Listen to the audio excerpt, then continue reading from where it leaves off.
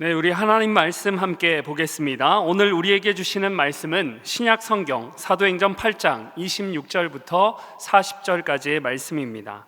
함께 찾으셔서 저와 여러분이 한 절씩 교독하겠습니다. 주의 사자가 빌립에게 말하여 이르되 일어나서 남쪽으로 향하여 예루살렘에서 가사로 내려가는 길까지 가라 하니 그 길은 광야라. 일어나 가서 보니 에디오피아 사람 곧 에디오피아 여왕 간다게의 모든 국고를 맡은 관리인 내시가 예배하러 예루살렘에 왔다가 돌아가는데 수레를 타고 선지자 이사야의 글을 읽더라. 성령이 빌립더러 이르시되 이 수레로 가까이 나아가라 하시거늘 빌립이 달려가서 선지자 이사야의 글 읽는 것을 듣고 말하되 읽는 것을 깨닫느냐? 대답하되 지도해 주는 사람이 없으니 어찌 깨달을 수 있느냐 하고 빌립을 청하여 수레에 올라 같이 앉으라 하니라. 읽는 성경 구절은 이것이니 일러스되 그가 도살자에게로 가는 양과 같이 끌려갔고 털 깎는 자 앞에 있는 어린 양이 조용함과 같이 그의 입을 열지 아니하였도다. 그가 굴욕을 당했을 때에 공정한 재판도 받지 못하였으니 누가 그의 세대를 말하리요?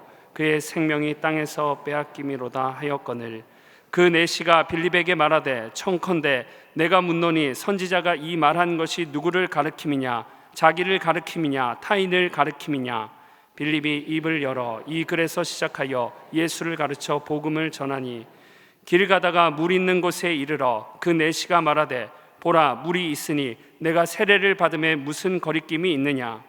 이에 명하여 수레를 멈추고 빌립과 내시가 둘 다 물에 내려가 빌립이 세례를 베풀고 둘이 물에서 올라올새 주의 영이 빌립을 이끌어 간지라. 내시는 기쁘게 길을 가므로 그를 다시 보지 못하니라. 빌립은 아소도에 나타나 여러 성을 지나다니며 복음을 전하고 가이사랴에 이르니라. 아멘. 사랑하는 여러분, 어느 부모든지 자식이 고생하고 고통당하는 것을 좋아하지 않습니다. 우리가 지난 주간에 사도행전 8장을 통해서 이 말씀을 함께 나눴습니다. 그럼에도 불구하고 고통을 당할 때가 있는 거죠. 하나님은 더 그러세요. 하나님은 하나님의 자녀들이 고통받고 어려움 당하는 거 좋아하지 않으시지만 그럼에도 불구하고 허락하실 때에는 이유가 있다. 여러 가지 이유가 있습니다. 가장 먼저 하나님이 고통 허락하실 때 어떤 그 고통을 통해서 우리 안에 스며들어온 어떤 죄나 더러운 것들로부터 우리를 돌아서게 하고 회개하게 하고 하나님 앞에 거룩하게 하게 하실 때 하나님은 허락하실 수 있습니다. 그러나 그런 것만 있는 것이 아니죠. 하나님은 오히려 이 어려움을 통하여 우리가 더 하나님 앞에 더 나아가고 하나님을 더 붙잡고 하나님을 더 사랑할 수 있도록 하나님께 더 가까이 나오도록 우리에게 이런 어려움을 허락하실 수가 있습니다. 또한 하나님께서는 그 어려움을 통하여 하나님께서 오히려 그동안에 닫혔던 것들을 열어주시고 심령의 부흥을 일으키시기 위해서 허락하실 때가 있습니다. 그 고통 중에 하나님을 향한 예배가 살아난 사람들이 오히려 더 많습니다. 또한 그동안에 넘지 못했던 장벽 이걸 뚫고 그리고 막혔던 이 모든 이 지경이 열리면서 지경을 넓히고 장벽을 뛰어넘도록 하기 위해서 하나님이 고통을 허락하실 때가 있습니다. 그리고 인내와 연단을 통해서 더 큰 사명을 주시고자 할 때 하나님은 고통을 주실 수가 있습니다. 요셉이 그랬고 사도행전에 오늘 우리가 읽은 이 8장의 내용이 그렇습니다. 초대교회가 복음으로 왕성했지만 하나님이 핍박을 허락하셨습니다. 그러자 어떤 일이 일어났습니까? 성도들이 사도들을 제외하고는 모두가 다 예루살렘 지역을 피해서 다른 지역으로 도피를 했는데 그 도피한 지역이 사마리아가 되고 유대 땅이 되어서 그동안에 장벽이 있어서 움직이지 못했던 문화의 장벽, 언어의 장벽, 혐오의 장벽 이런 것들이 있었던 이 사마리아로 넘어가서 복음을 전하게 됐단 말이죠. 그래서 우리 삶 속에 있는 고통은 하나님이 우리에게 은혜를 열어주시는 하나님의 손길이 될 수 있습니다.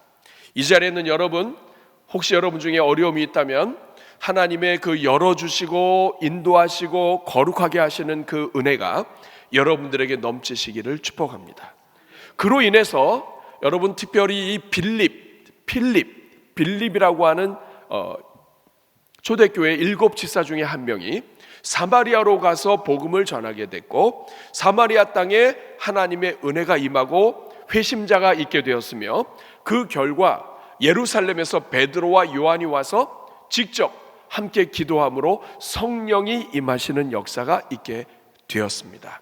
사랑하는 여러분, 저는 하나님께서 여러분들에게도 은혜 주셔서 빌립을 사용하신 것처럼 하나님께서 여러분들도 사용하시고 다쳤던 것들을 열어가는 하나님의 도구로 써주시기를 축복합니다.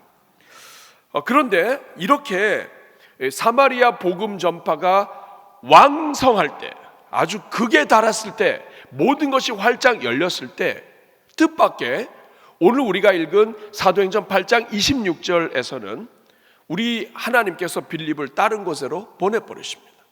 26절 한번 같이 한번 보실까요? 같이 읽습니다. 주의 사자가 빌립에게 말하여 이르되 일어나서 남쪽으로 향하여 예루살렘에서 가사로 내려가는 길까지 가라 하니 그 길은 광야라. 여러분, 빌립이 쓰임 받는 건 참 좋은 거죠. 그런데 지금 굉장히 무엇인가 잘 될 때 이 빌립을 멀리 보내는 거예요. 지금 굉장히 먼 거리예요. 사랑하는 여러분, 저는 한편으로는 나도 빌립처럼, 우리 교회 성도님들도 빌립처럼 하나님 사용해 주옵소서 하다가 이 본문을 묵상하다가 아니 하나님이 좀 너무하시다 하는 생각이 드는 거예요. 저 오늘 첫 번째 질문을 이걸 여러분들과 함께 드려보려고 합니다.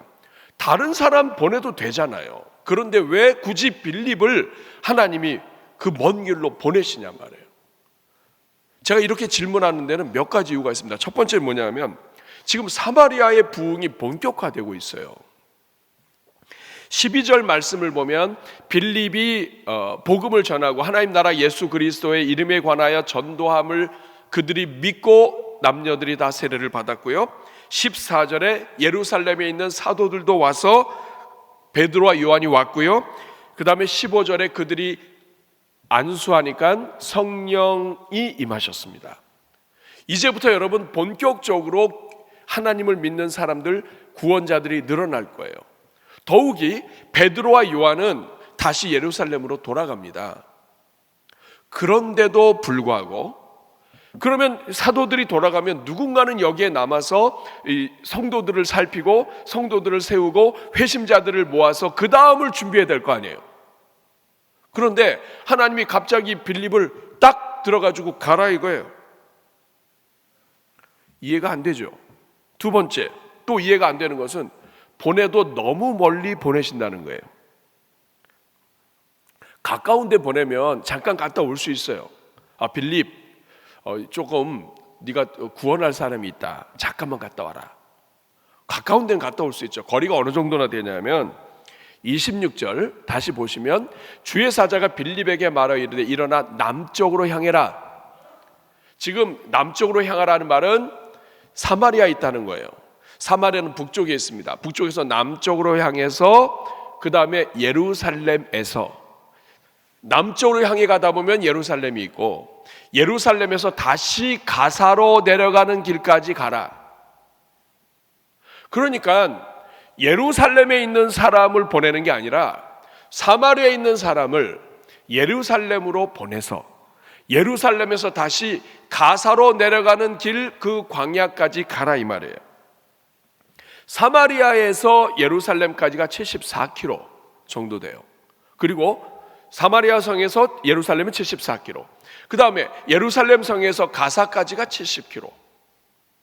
그러니까 한 140km. 그 가는 중간 어디쯤이라고 하니까 한 120km 정도 되지 않나 싶어요. 그런데 여러분 이 이상을 그 당시에 걸어가야 된단 말이에요. 좀 여러분 좀 비합리적이지 않아요? 하루에 40km씩 걸어야 3일 갈 거리고요. 그렇게 못 가고 길이 험하면 4일도 걸리는 길이에요. 그냥 계속 걷기만 하는 거예요. 그냥 하루에 몇 시간씩 군인들이 착착 척척 이렇게 걸어가지고 1시간에 4km, 4.5km를 걸어가요. 그 다음에 10분간 휴식. 착착착.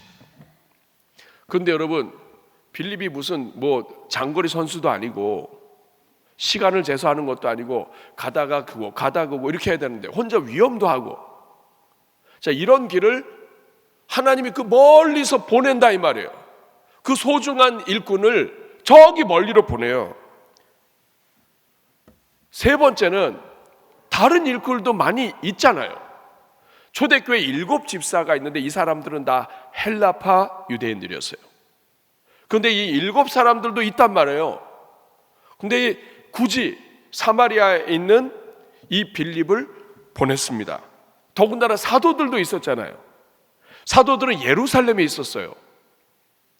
그러면 그 여러 사람들 중에 7 집사 중에 스데반은 이미 순교를 했고, 나머지 사람들 중에 좀 남쪽에 있던 사람 쓰든지 아니면 예루살렘에 있던 사도들을 좀 보내면 가깝잖아요. 그것도 한 2이 보내면 더 안전하잖아요. 근데 그 사마리아 북쪽에 있는 이 빌립을 멀리 끌어다가 저 남쪽까지 지금 가라고 하는 거예요.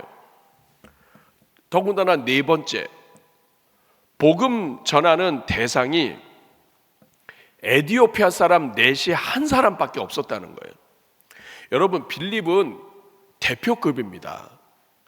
빌립이 사마리아 성에 들어가니까 사마리아의 복음이 전해지고 도시에 기쁨이 생겼어요. 그러면 여러분, 빌립이 계속 성에 남아있고 계속 복음을 전하고 3, 4일 길 왔다가 또 다시 가면 일주일이 지나잖아요. 이 모든 이 시간들을 버리지 않고 계속 거기 있었으면 더 효과적이지 않을까요? 더 많은 사람들이 주께로 돌아오지 않을까요?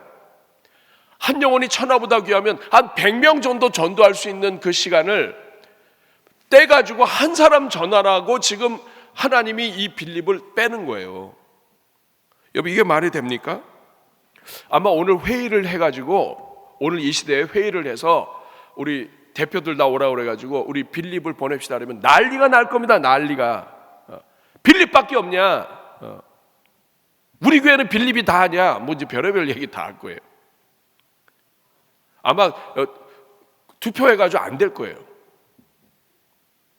근데 하나님은 우리의 지식과 생각을 뛰어넘어서 빌립이라고 하는 사람을 보냅니다. 여기에서 우리는 굉장히 중요한 것을 깨달아야 돼요. 우리가 회의해서 안 되는 것들이 있는 거예요. 하나님의 마음과 생각은 우리 이성으로 계산이 안 되는 것들이 있는 거예요. 여러분, 우리가 항상 이것을 기억을 해야 돼요.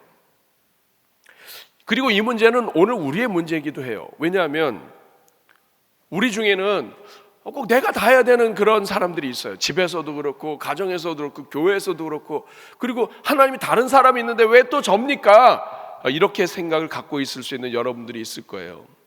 만약 여러분 그런 생각을 갖고 있다면 오늘 이 말씀에 귀를 열어주시기를 바랍니다. 그러면 여러분, 그럼에도 불구하고 하나님이 이렇게 하신 이유가 뭐예요? 오늘 2번째 질문입니다.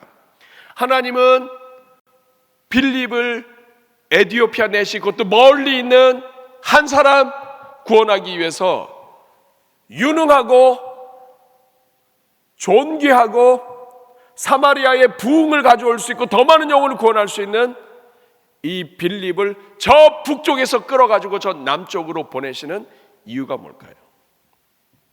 오늘 본문의 이야기입니다. 여기에는 여러 이유가 있어요. 오늘 이 이유를 함께 살펴보면서 오늘 우리에게 찾아오시는 하나님을 우리가 만날 수 있기를 바랍니다. 첫 번째 이유예요. 첫 번째 이유는 빌립이 유대인이 아닌 비유대인들에게 복음을 전하도록 준비된 사람이었기 때문입니다. 많은 사람들이 있었지만 빌립은 준비된 사람이었다. 특별히 유대인이 아닌 사람들에게 복음 전하는 일을 위하여 하나님이 특별히 준비하신 사람이었다 하는 거예요. 여러분, 하나님은 더 가까이 있었던 예루살렘의 사도들을 보내지 않으십니다. 그 이유가 뭘까요? 사도들은 일단 어려워요. 유대인의 한계를 가지고 있어요. 베드로가 이방인에게 복음을 전하는데 하나님은 3번이나 환상을 보냅니다. 환상을 보여줍니다. 더러운 것 하늘에서 이 짐승들하고 이런 것 뭐 굽이 막 갈라지고 유대인들이 먹지도 않는 짐승을 하늘에서부터 내려오면서 잡아먹으라. 오, 하나님 전 잡아먹지 못합니다. 이 전 더러운 거 입 밖에도 저는 이 입에도 대지 않습니다. 하나님이 만드신 것을 네가 더럽다 하지 말아라. 이걸 3번이나 하나님이 보여주세요. 그래도 베드로는 어려워요. 사랑하는 여러분, 반면에 빌립은 헬라파 유대인이에요. 헬라파 유대인이라고 하는 건 뭐냐면 날 때부터 헬라의 문화를 접했고 본토 유대인이 아니라 헬라 문화 속에서 자랐고 그리고 다른 사람들과 유대인이 아닌 이방인들과 교제하고 만나는 이 모든 것에 활짝 열려 있는 거예요. 헬라파 유대인들의 가장 큰 특징은 언어예요. 베드로도 유대인이지만 그 당시에 헬라어를 배울 수 있었겠죠. 그렇지만 히브리파 유대인들의 특징은 언어가 잘 안 돼요. 기본적인 건 되지만 어려워요. 근데 하나님께서는 초대교회에 이 헬라파 유대인 빌립도 스데반 다 헬라파 유대인들이에요. 이들에게 하나님의 불을 내려주셨고 이들이 초대교회의 첫 집사가 되게 하셨어요. 여러분, 이건 굉장히 중요한 일입니다. 하나님은 복음을 전하는 자들에게 직분을 주신다는 것을 여러분 기억하셔야 돼요. 이것이 관료 형태로 돼서 오늘날 조금 변형이 되기도 하지만 누가 진짜 하나님께서 쓰시는 직분자로 먼저 세워짐을 받느냐 하면 복음을 전하고 영혼을 구원하고 전도하고 하는 일에 헌신된 사람이 먼저 직분자로 쓰임받아요. 그래서 스데반이 그렇게 해서 죽었고 그리고 빌립도 그랬습니다. 여러분, 빌립이 좀 눈치가 있는 사람이라면 예루살렘에 있으면서 이름을 좀 바꿨을 거예요. 필립 이렇게 안 하고 야고보, 제자들의 이름처럼 비슷하게 유대인 히브리 이름을 좀 써도 되잖아요. 우리 이름 다 여러 가지 갖고 있잖아요. 학교에서는 이렇게 부르고 집에서는 우리 한국 이름 부르고 사람들 많은 데서는 좀 더 편하게 하기 위해서 외국 이름 부르고 할 수 있잖아요. 근데 이 빌립은 안 그래요. 빌립, 날 때부터 빌립, 지금도 빌립, 예루살렘에서도 빌립, 누가 봐도 빌립. 이 빌립을 하나님이 쓰시는 거예요. 여러분, 유대인들은 당시에 사마리아 사람들과 혹은 이방인들과 접촉하거나 하게 되면 이거는 난리가 났습니다. 요한복음 4장 9절 말씀을 보면 우물가의 여인에게 다가가신 예수님과의 대화 속에서 우리가 알 수 있습니다. 사마리아 여자가 이르되 당신은 유대인으로서 어찌하여 사마리아 여자인 나에게 물을 달라 하나이까 하니 이는 유대인이 사마리아인과 어떻게 한다고요? 자, 상종하지 않는다는 말이 무슨 뜻이죠? 쳐다도 안 본다. 가까이 가서 말 섞지도 않는다. 사업이나 이런 것들도 아예 안 한다. 그냥 끊고 산다 하는 뜻입니다. 누가복음 9장 52절에서 54절 말씀을 보면 제자들의 이러한 문화와 상태도 알려줍니다. 자, 사자들을 앞서 예수님이 보내셨습니다. 그들이 가서 예수를 위하여 준비하려고 사마리아인의 한 마을에 들어갔습니다. 그러니까 예루살렘으로 내려가기 위해서 사마리아를 통과하려고 하는 거예요. 그런데 예수께서 예루살렘을 향하여 가시기 때문에 그들이 받아들이지 않는 거예요. 사마리아 사람들도 마찬가지예요. 사마리아를 통과해서 예루살렘 간다고 하니까 예루살렘을 못 가 해서 막는 거예요. 그리고 나서 54절에 보니까 제자 야고보와 요한이 이를 보고 이르되, 야고보 요한이 누굽니까? 베드로 야고보 요한 3인방 중에 하나예요. 그런데 이 야고보와 요한이 뭐라고 그러냐면, 주여 우리가 불을 명하여 하늘로부터 내려서 저들을 멸하라 하시기 원하나이까? 아니, 우리 예수님이 지나가는데, 그것도 사마리아 사람들 거들떠도 안 보는데 우리 예수님이, 그래도 예수님이니까 일로 지나가시는데 못 지나가게 불을 내려서 멸하기를 원하시나이까? 야고보 요한은 사랑의 사도예요. 근데 야고보와 요한의 입에서 나온 말이 불을 내려서 다 쓸어버리자는 거예요. 여러분, 불을 내렸다는 게, 불이 내리면 어떻게 되나요? 설교를 듣고 계시나요? 불이 내리면 어떻게 되나요? 다 타요. 머리도 타고 다 타요. 마을도 타고 다 타요. 이거 여러분, 이거 저주의 말이에요. 저주의 말. 불을 내려서 소돔과 고모라를 멸한 것처럼 그냥 도시를 싹 쓸어버릴까요? 이 말하고 예수님에게 엄청 혼납니다. 이게 뭘 얘기하냐면, 제자들조차도 이 사마리아 이방인들에 대해서는 접촉도 안 하고 이방인들의 도덕성, 비도덕성을 멸시했고 이방인 자체를 부정한 사람으로 여겼어요. 그러니까 가까이 가지 않는 거예요. 그런데 빌립은 안 그래요. 빌립은 나면서부터 여러 사람들을 만났고, 그리고 이방 문화 속에서 자랐고 헬라어가 능통해요. 이 사도들 보내도 문제예요. 사도들 같으면, 자 보세요. 29절 말씀을 보면, 자, 성령이 빌립더러 이르되 수레로 가까이 가라. 그러니까 빌립이 가서 딱 보니까 이디오피아 사람이 있어요. 성령이 가까이 가라. 베드로는 예수님, 이건 아닌 것 같습니다. 하나님, 이건 아닌 것 같습니다. 이랬을 거예요. 근데 빌립은 그냥 가요, 가까이. 근데 30절에 보니까 빌립이 달려가서 선지자 이사야의 글을 읽는 것을 보니까 딱 벌써 보니까 선지자 이사야의 글이에요. 이걸 보고 말하되, 읽는 걸 깨닫느냐? 그 당시에는 성경이 많이 번역이 되고 또 70인경과 이런 헬라어로 성경이 보급되어 있는 상태예요. 그런데 자, 이런 상태에서 성경 읽는 걸 보고, 너 이거 깨닫니? 헬라어를 모르면 성경 어디 있는지도 모를 거예요. 근데 이 빌립은 아는 거예요. 말 걸기도 어려울 거예요. 근데 깨닫느냐? 31절에 보니까 대답하되 지도해 주는 사람이 없는데 어찌 깨달을 수 있느냐고 빌립을 청하여 수레에 올라서 앉으라 했어요. 여러분, 베드로 같으면 수레에 올라가지도 않았을 겁니다. 무슨. 그런데 이 빌립은 그냥 올라가서 앉아요. 같이 앉아. 어떻게 이방인하고 같이 앉아요? 그런데 같이 가서 앉아요. 그리고 31절에 그 같이 올라 앉으면서 그 다음에 대화가 시작이 돼요. 사랑하는 여러분, 여기서 우리는 중요한 것을 깨닫습니다. 하나님께서 왜 빌립을 보내셨는가? 이 이방인을 구원하는 데 있어서 하나님이 빌립을 준비시킨 거예요. 그리고 하나님이 이 빌립 아니면 이 일을 감당할 수 없으니까 멀리 있는데도 불구하고 끌어당겨서 이 사람을 구원하게 하신 거예요. 사랑하는 여러분, 이 사실은 오늘 우리에게도 굉장히 중요한 이야기를 해줍니다. 하나님께서는 유대인들도 마찬가지, 이스라엘도 마찬가지예요. 자기들만 생각하고 자기 것만 생각하는 사람들은 하나님이 결국은 다 치셨어요. 하나님이 아브라함을 복의 근원으로 부르신 것은 다른 사람을 축복의 통로로 하고 열방의 아버지가 되게 한 거예요.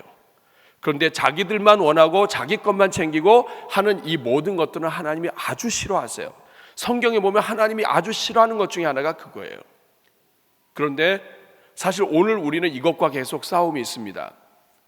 무엇인가 열고 다른 영혼들, 우리 지역 주변에 있는 수많은 사람들, 우리와 관계가 없는 것처럼 보이지만 하나님께서 보내주신 수많은 영혼들 많죠. 그런데 그들을 우리가 무시하고, 그리고 그들을 업신여기고, 우리 한국 사람들이 이런 거 잘하잖아요. 이런 일대로 하게 되면 하나님은 그 사람을 통해서는 영혼 구원의 선교의 문을 닫아버리세요. 근데 이 빌립은 그렇지 않았어요. 사랑하는 여러분, 저는 여러분들에게 하나님이 모든 것을 뛰어넘는 은혜를 주시기를 축복합니다.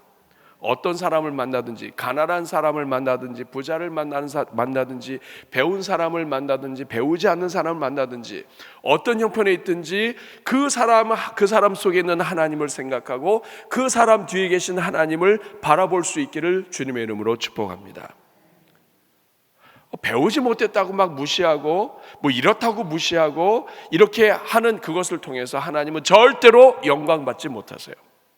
더 중요한 것은 복음의 문이 닫혀버려요. 두 번째, 왜 하나님께서는 이 빌립을 그쪽으로 보내셨을까? 더 중요한 이유가 있습니다. 그것은 에디오피아 내시가 하나님을 찾는 사람이었기 때문입니다. 따르겠습니다. 하나님을 찾는 사람이었다. 여러분 27절 말씀을 같이 한번 읽어보겠습니다. 시작. 일어나 가서 보니 에디오피아 사람 곧 에디오피아 여왕 간다게의 모든 국거를 맡은 관리인 내시가 예배하러 예루살렘에 왔다가, 자, 이 사람은 에디오피아 사람인데 에디오피아 여왕 간다게가 여왕의 이름이 아니라 간다게는 애굽의 바로 왕, 이 파라오가 왕의 칭호인 것처럼 간다게는 여왕의 칭호예요. 여왕 간다게의 모든 국고를 맡은 관리, 그러니까 재정부 장관 정도 되는 내시예요. 여기서 내시라고 하는 말은 신체적인 결함이 있다는 말보다는 그 당시에는 고위 관리층이 내시가 많았어요.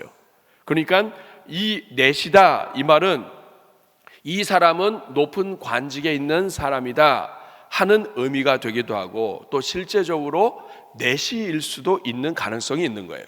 그런데 이 사람은 예배하러 예루살렘에 왔어요. 여러분, 에디오피아는 아프리카 대륙의 가장 북쪽에서 동쪽 끝이에요. 여기에서 예루살렘까지 가려면 1500마일 이상, 2400km 정도를 가야 돼요. 육지로 가게 되면 아마 더 돌아갈 겁니다. 바닷길로 가게 되면 조금 더 당길 수 있겠죠. 팔레스틴에 있는 그 해협을 지나서 예루살렘으로 올라가면 되니까. 근데 여러분, 이 먼 거리를 예배하러 왔어요. 그러니까 이 사람은 아마도 어떤 이유에서든지 아니면 조상에서부터든지 어떤 이유가 있어서 유대인으로 개종한 사람인데, 만약 이 사람이 진짜 내시였다면 이 사람은 성전에 들어갈 수도 없고 결함이 있는 문제가 돼요. 그러니까 이 사람은 개종자이면서도 한 반개종자, 그러면서도 먼 길을 와서 하나님을 향한 아마 유월절이나 이런 절기를 지키기 위해서 왔던 것 같아요. 그래서 이런 절기를 지키고 왔던 이 사람이 예배를 드리고 다시 본국으로 돌아가는 이 길 가운데 있는 거예요. 사랑하는 여러분, 하나님이 왜 빌립을 보내셨을까? 왜 빌립을 무리해서 3일길이나 걷게 하시고 왕복, 그리고 또 이 한참 부흥이 일어나는 이때에 이 멀리서 빌립을 끌어다가 하나님이 이렇게 하셨을까? 우리가 생각할 때는 계산이 안 되지만 하나님은 아셨어요. 3일길을 걸어야 하는 이 빌립을 하나님은 3일이 아니라 30일이 아니라 몇 달이 걸려서 와야 되는 이 내시를 위하여, 이 이방인 흑인을 위하여, 에디오피아 내시란 얘기는 아프리카 사람이란 뜻이에요. 이 흑인을 위하여 하나님께서는 멀리서 온 이 한 영혼을 위하여 자신이 아끼시는 하나님의 일꾼을 3일길이라 할지라도 보내시는 하나님이시라는 것을 알려줍니다. 사랑하는 여러분, 더구나 이 내시는 복음에 대해 열린 사람이었어요. 28절에 보니까 이 사람이 수레를 타고 돌아가는데 선지자 이사야의 글을 읽었어요. 그런데 30절에 보니까 이사야 글을 읽으면서 깨닫느냐? 그랬더니 31절에 지도하는 사람이 없다. 올라와 앉으라. 32절에 읽는 성경 구절이 어디냐? 일러스되 같이 읽습니다. 그가 도살자에게로 가는 양과 같이 끌려갔고 털 깎는 자에게 앞에 있는 어린 양이 조용함과 같이 그의 입을 열지 아니하였도다. 33절 그가 굴욕을 당했을 때 공정한 재판도 받지 못하였으니 누가 그의 세대를 말하리요? 그의 생명이 땅에서 빼앗김이로다 하였거늘. 여러분, 누구에 대한 이야기인가요? 예수님에 대한 이야기예요. 여러분, 여기에서 우리는 참 너무나 놀라게 됩니다. 하나님은 너무 정확하신 거예요. 3일 길을 걸려서 와서 결국에는 이 사람을 만났는데, 마침 그때 읽는 이 사람의 성경의 내용이 예수님에 대한 내용이었어요. 여러분, 이 사람이 그냥 그 순간에만 읽었을까요? 그건 아니겠죠. 걸어오는 동안에 계속해서 성경을 읽는 정도로 열심히 있는 사람이에요. 여러분, 여기서 우리는 굉장히 중요한 것을 깨닫습니다. 하나님은 누군가가 하나님을 사모하는 마음으로 성경 앞에 섰을 때, 성경을 열었을 때, 성경을 읽을 때, 하나님은 하나님의 관심도 그곳에 같이 있다는 거예요.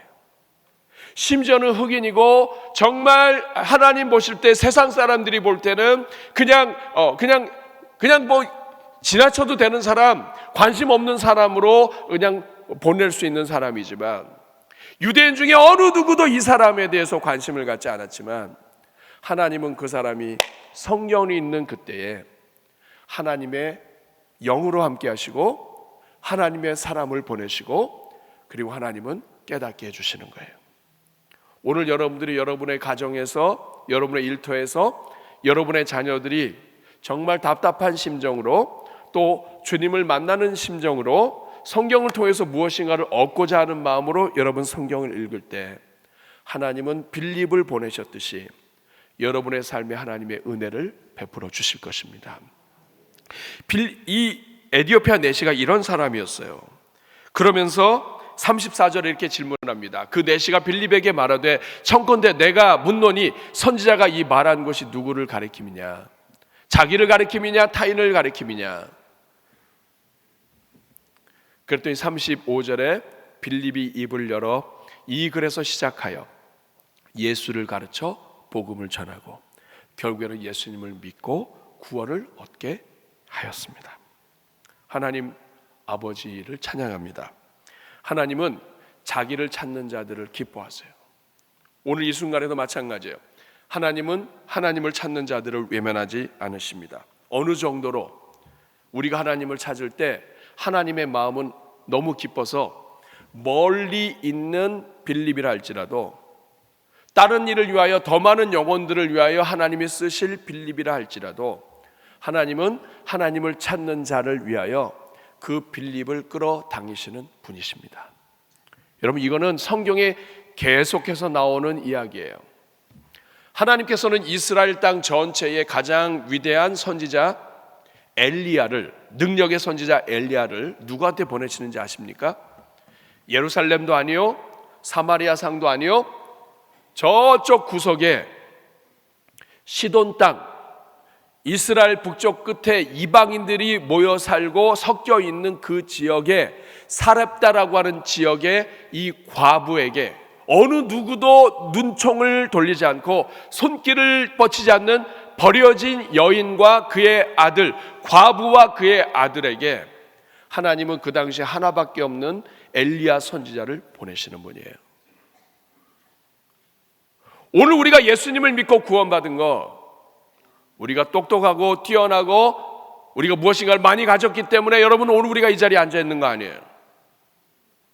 정말 예수님 믿을 수 있는 여건도 하나도 없고, 지금 이 순간에도 우리의 고집과 이 모든 것들로 가득 차 있는 우리지만, 하나님이 인류를 구원하시기 위해서 하늘 보좌를 버리고 독생자 예수 그리스도가 이 땅에 오신 것처럼, 이 땅에 오셔서도 가장 왕궁이나 화려한 데가 아니라 말구유에 오신 것처럼, 가장 가난한 동네의 가장 어려운 지역 속에 오신 것처럼, 하나님께서는 지금 이 순간에도 사람들이 관심 갖지 않는, 사람들의 어떤 보호와 사람들의 어떤 주목에 제외된 그런 인생이라 할지라도, 하나님은 찾아가시고 하나님은 사람을 보내시고, 그래서 하나님은 구원을 이루시는 거예요. 여러분, 우리 대한민국이 복음이 들어온 거, 대한민국이 뛰어나서 강대국이라 들어온 거 아니에요.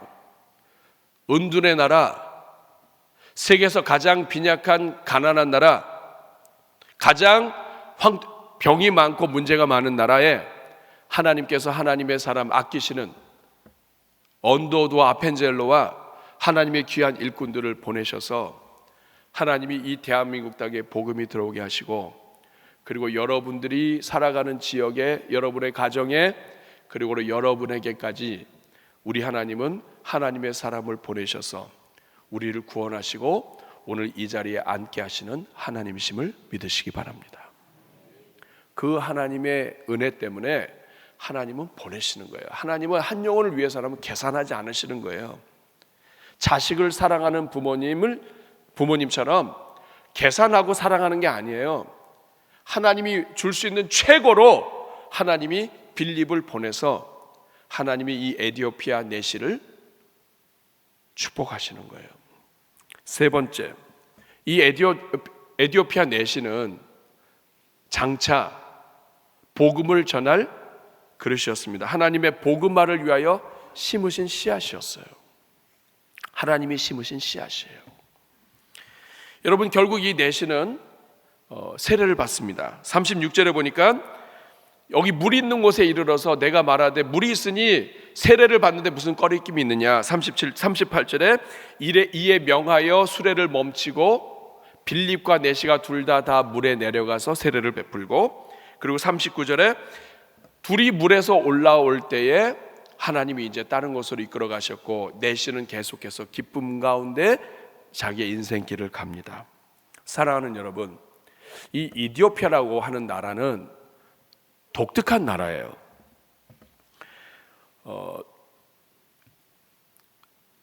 BC 950년 솔로몬 왕 때 스바 여왕이 찾아오는데, 이 스바 여왕이 있던 그 지역 나라가 에디오피아 지역하고 겹칩니다.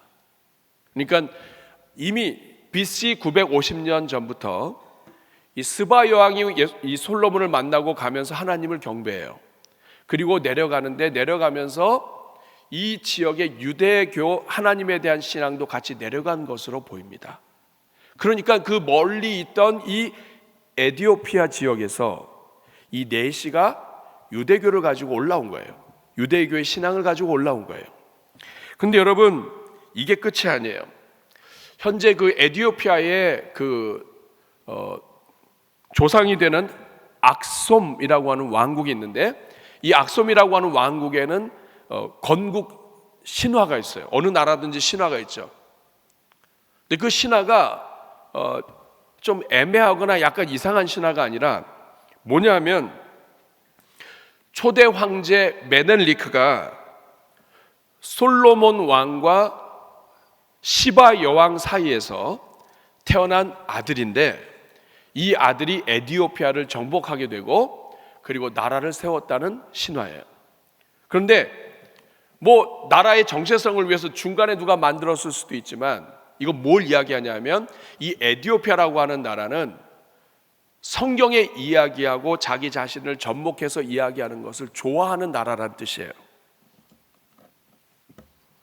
그 증거 중에 하나가 피부색이라고 합니다.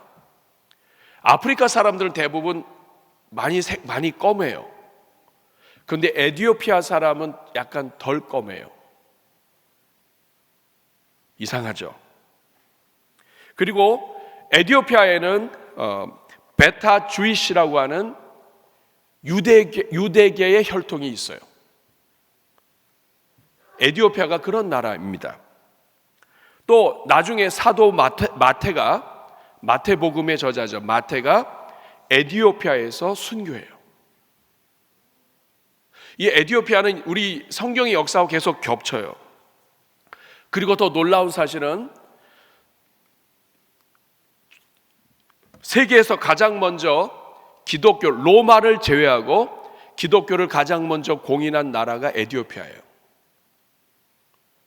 313년에 로마가 기독교를 공인했다면 에디오피아는 325년, 330년 이 어간에 기독교를 공인한 것으로 나옵니다. 오늘날 9,300만 인구 중에 60% 이상이 기독교인이에요. 사랑하는 여러분, 저는 역사를 잘 알지는 못하겠습니다만 솔로몬 때부터 거슬러 올라가지 않았다면 이 에티오피아의 국고를 맡은 장관이 유대교로 회심을 해서 예루살렘까지 올 가능성은 없겠죠. 우리가 이런 여러 가지들을 고려해 볼 때 하나님은 아주 오래전에 누군가의 조상 중에 누군가를 통해서 심어놓은 그 하나님의 후손이 있다 할지라도 하나님은 그 후손을 기억하시는 하나님이시다. 이 내시가 누구의 핏줄인지 모르겠어요. 그렇지만 하나님이 지켜보시고 집중하시고 구원해 내시는 하나님의 관심이 거기에 있었다는 거고요. 그리고 하나님께서는 이 에티오피아 내시 어느 누구도 관심 갖지 않는 유색인종이에요. 그런데 이 사람에게 하나님은 빌립을 통해 복음 전하게 하시고, 그리고 나중에 이 에티오피아 지역에 하나님의 은혜의 복음이 다른 지역보다도 월등히 다르게 하나님이 특별히 인도하시는 것을 보게 됩니다. 사랑하는 여러분, 말씀을 맺겠습니다. 이 모든 일이 이루어질 수 있었던 것, 빌립의 순종 때문이에요. 한 사람의 순종 때문이에요. 빌립은 왜 자신을 보냈는지 알지 못했어요. 성경에 안 나와요. 그냥 가라고 하니까 오는 거예요. 그거 뭔데요? 이런 얘기가 없습니다. 그냥 얼마나 먼지, 얼마나 비합리적인지, 이게 합당한지, 꼭 내가 가야 되는지 이런 거 없어요. 그냥 하나님이 원하시면 순종하는 거예요. 어느 게 나에게 유익인지, 이거 계산이 안 나온다든지 이거 아닙니다. 그냥 하나님이 성령을 통해서 인도하시는 것은 그냥 순종하는 거예요. 내가 불리한 것이라 할지라도 그냥 순종하는 거예요. 내가 이해할 수 없는 일이라 할지라도 순종하는 거예요. 그리고 하나님이 하시는 것은 항상 옳아요. 하나님은 순종한 자들에게 하나님의 미래를 맡기세요. 미련한 것처럼 보이는 빌립이 에티오피아의 복음의 문을 열고요, 미련하게 보였던 빌립이 사마리아의 복음의 문을 엽니다. 사랑하는 여러분, 하나님은 오늘도 순종하는 사람을 찾으세요. 하나님께서 여러분들에게 마음을 주실 때 여러분, 우리 계산하지 말고 하나님이 정말 소중히 여기는 그것을 우리가 믿음으로 아멘으로 받을 수 있기를 바랍니다. 아주 멀리 있는 곳이라 할지라도 자기의 가장 소중한 것을 아낌없이 주시는 분이 하나님이라고 한다면, 하나님은 오늘 여러분들의 가정에도 여러분의 자녀들에게도 하나님은 가장 소중한 것을 보내시는 하나님이십니다. 그 하나님을 신뢰하며 여러분의 이 가을 정말 믿음으로 살아갈 때 하나님이 여러분들을 통하여 많은 역사가 일어나게 되시기를 간절히 축원합니다. 우리 같이 기도하겠습니다. 하나님 아버지, 땅끝까지 찾아오시는 하나님의 은혜가 아니면 오늘 이 자리에 앉아 있을 수 있는 사람이 하나도 없습니다. 하나님은 우리의 계산을 뛰어넘고 상식을 뛰어넘고 어떻게 하나님의 아들을 이 벌어지만도 못한 인간들의 죄를 위하여 죽이실 수 있습니까? 어떻게 하늘 보좌를 버리고 이 가장 낮은 곳까지 오실 수 있습니까? 우리가 그런 하나님을 믿으면서 우리는 너무나 계산에 밟고 우리는 너무나 하나님이 하시는 일에 조목조목 따지는 것이 습관이 되어 있는 것을 용서하여 주옵소서.